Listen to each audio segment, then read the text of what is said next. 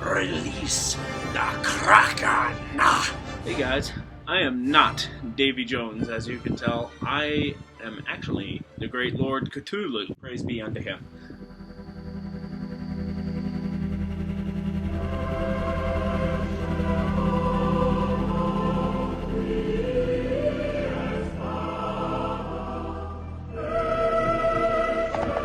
Just kidding. Just kidding. It's actually just me. This is a crocheted Cthulhu mask I bought off Amazon. I don't remember what the name of the company was, but it is awesome. But anyway, tonight I just went and saw Now You See Me 2. Though I haven't made a review for it, the first Now You See Me, I actually liked that movie pretty well. It's kind of a guilty pleasure, as some people may see it, but I enjoyed it. It's about what I expected when you get Ocean's 13, but with magicians. There were a couple things in that movie that, when you think about it, didn't really make sense. Like, how did they jump off of a building and turn into cash? It's never really explained, but the movie entertains you to a point where you just kind of accept it. This movie, honestly, it kind of did the same thing. And, oh yeah, Now You See Me 2 is directed by a man named John M. Chu. It's probably Chu. Out of most of the films I've seen of him so far, this is probably his best one, which isn't really saying a whole lot. I found it pretty enjoyable. I found it to be a fun, dumb summer movie, which is completely fine.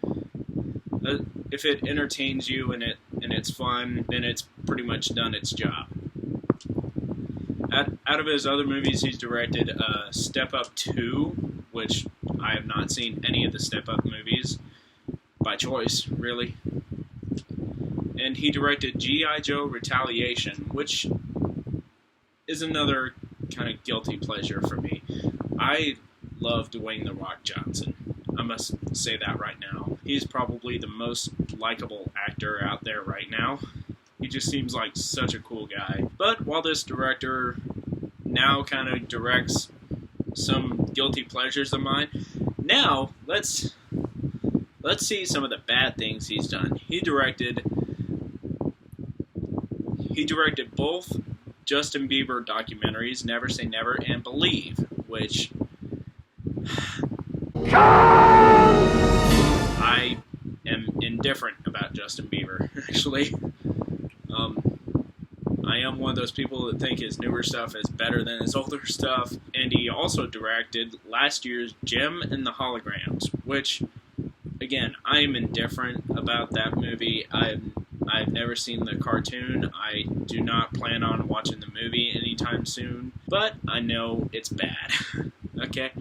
So the people coming back from the first one, of course, there is Jesse Eisenberg, Mark Ruffalo, Woody Harrelson, and Dave Franco. This is a pretty good cast. I'm actually a fan of Jesse Eisenberg. I didn't really know of Mark Ruffalo, and, well, I was aware of him, but I didn't really know of him until he was the Hulk, honestly. And Woody Harrelson, I will always think of Jesse Eisenberg and Woody Harrelson as in Zombieland. And Dave Franco, I don't really know much of him. I've only seen him in Neighbors. That's pretty much it. And of course we have Daniel Radcliffe. Once I saw him in the trailers, I kept thinking, this is going to be amazing. We have Harry Potter in the Muggle world or something. That's basically what I thought. And we have Lizzie Kaplan, who's pretty much replacing Isla Fisher. From what I've heard, Isla Fisher wasn't able to make it because of a pregnancy. I'm not too sure, but that's what I've heard. So, congratulations, Isla Fisher and Sacha Baron Cohen, if you're still a couple. I believe you are. And in the returning cast, you also have Morgan Freeman and Michael Caine. Two actors with voices so awesome that you can just barely stand it.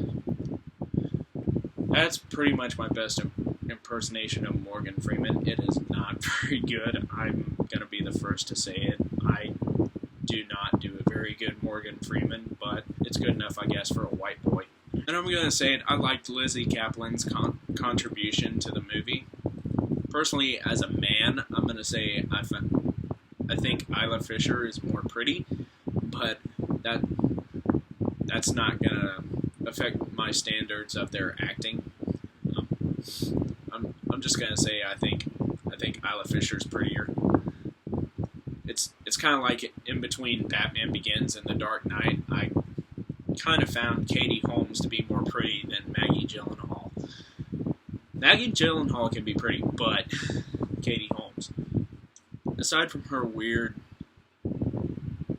thing she always does with her mouth, like she has some kind of a tick or something. But that is off topic. It did a pretty good job entertaining me for about the whole movie, and of course there were some parts where I was like, I don't think so. That just doesn't make sense. But though I questioned it, I didn't let it bother me a whole lot for the movie. And oh yeah, Woody Harrelson has a brother in this movie. He was most likely the worst part of the movie for me and most people. I found him extremely annoying. But then again, come to think of it, he was probably fully intended to be that way. Overall, I like this movie. I know it is not that good, but I had fun, and that's pretty much all the movie had to do, was to keep me entertained. And it did its job just fine. For parents, PG-13, and it would have fit in PG standards back in the 80s. So, it's really your decision. There are some pretty harsh curse words throughout this movie. None of them really go into R-rated territory, though, so it's really your prerogative. I'm going to say that is a big word for me to use. Overall, I'm going to give this movie an 8 out of 10. I like this movie. I know it wasn't good, but hey, it did its job just fine, and Woody Harrelson's brother really annoyed me, so 8 out of 10. That's what I'm going to give it. I notice I haven't really done anything lately on my channel, and I'm going to try to do a little more and get some more reviews out there.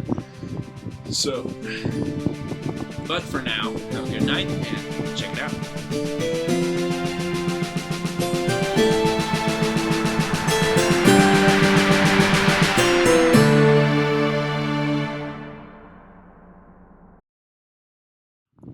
Also, I just spent a lot of time hanging this blue blanket up behind me just so I could try out that stupid little Cthulhu thing I did in the beginning. I just wanted to see if I could do some effects in the background, which if I can do that and have it be consistently alright quality, that would be just great. So this was a test run. If it annoyed you, I probably will not do it again. So